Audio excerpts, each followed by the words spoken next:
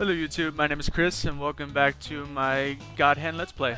This is stage 1-3 and I believe I go through the stage, every stage up until I think 1-5 because I just finished recording them all is done with one continue, or rather no continues until I get to 1-5, which is just complete pain in the ass. So this is just the first stage. The first series of stages. There's, I believe, up to 9, including the final stage. So there's 9 stages throughout the game total, and each one has usually has at least 6 parts.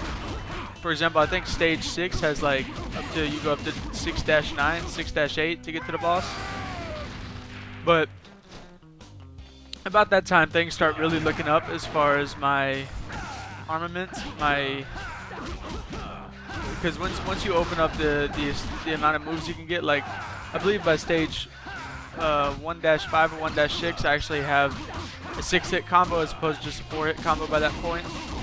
So things start really looking up. Not right now because I'm fighting a demon, but also the demons at stage 1-5 gave me a real problem too. I don't know. I switched up the moves in my move list, my normal 4-hit combo, which it turned into a 5-hit combo when I bought the items. And then I was having trouble dizzying demons off of one God Hand combo. And it was leading to real problems because usually by the time I have to fight a demon, I'm 1 or 2 hits away from death, especially from a demon, because they hit quite a bit harder than the average human. And the issue was, like I said, I would run into them at the wrong times, and then when I would use my entire God Hand gauge to try to dizzy them, it wouldn't do it.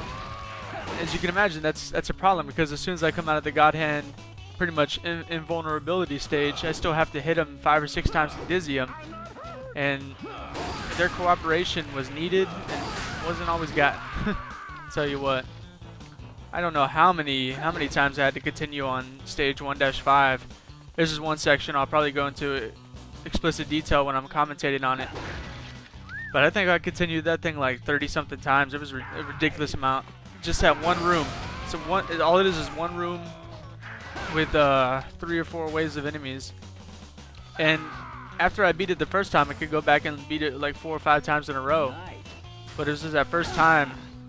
It's just very bad. I don't know if it was just bad luck, bad execution on my part. Probably a combination of the two. I would just seem to get demons.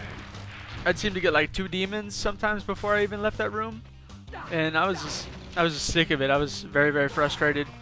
Kind of reminds me when I tried to play this game on a hard mode probably a year or so back, and I probably got into stage 5 or so on hard mode, and I'd say I'm definitely better than I am now. I'm still very rusty in my playing compared to my old self. It's good to be expected, you know. Before I started recording this, I hadn't really played this game in a long time.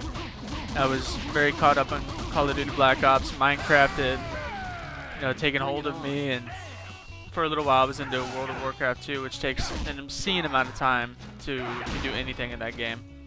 So, I don't know, I'm very much enthralled in this game again, even if it is very hard, because I've beaten it in normal mode many times. This game is not too challenging in normal mode. Matter of fact, to unlock hard mode, I didn't have a save on this memory card with hard mode unlocked, and you have to beat normal mode to beat hard mode. So before I was recording this Let's Play series, I just went ahead and beat it in normal mode real quick. I think I was on like stage 5, and I just powered through the rest of the game really quickly. So the game is not hard for me, that is, because I have quite a bit of experience with this game, but it's not a big task for me to beat this game in normal mode. Hard mode is just takes whatever difficulty was there and multiplies it by 3 or 4.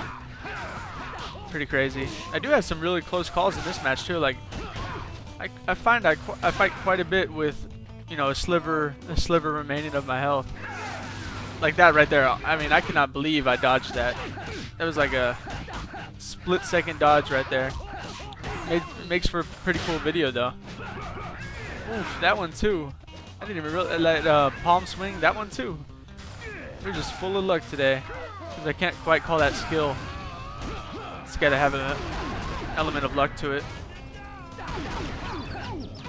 But there is a move I get. You'll notice my strategy later on. First of all, let's talk about probably my favorite move in the game.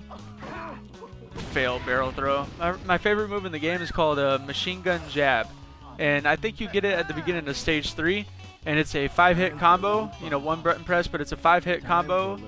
And in normal mode at least, because I'm not really sure how well it applies to hard mode, but in normal mode, I can press it once, and usually they'll go into their blocking animation, so it's like a press square one time, and then do a down and square, which is a guard break. It's default guard break. You can change the guard break to whatever you want, but press down, usually it'd be enough time to press down and square. Oh, the reason I did this long range kind of weak damage roulette wheel move was just because I had a card back here that was going to replenish it, so I figured might as well. Anyway, machine gun jab is fantastic in my opinion for getting them to show their guard, and then so you can break it right away. And especially if you have their guard broken, machine gun jab is an insanely fast way to dizzy them. Like if you start a combo off with machine gun jab, they get dizzy so quick. Now it can start problems when you're trying to time your god hand to come out of your god hand right after you dizzy them. So it's like you finish your god hand gauge, your arm goes back to the way it was, and then they're dizzy. So you can do what I'll get into the next thing I'll start talking about, which is Yes Man Kablam. It's a move you get at the very end of stage 1, and it's right behind the boss's chair. When he gets up, I won't spoil who that is in case you haven't played this game before, but you will see him in the next few videos. Well, about 3 videos from now. So anyway, it's behind his chair in a chest. So you pick it up and you can use that move. It's a very slow move, has a big wind up time, and has big animation after it connects, if it connects.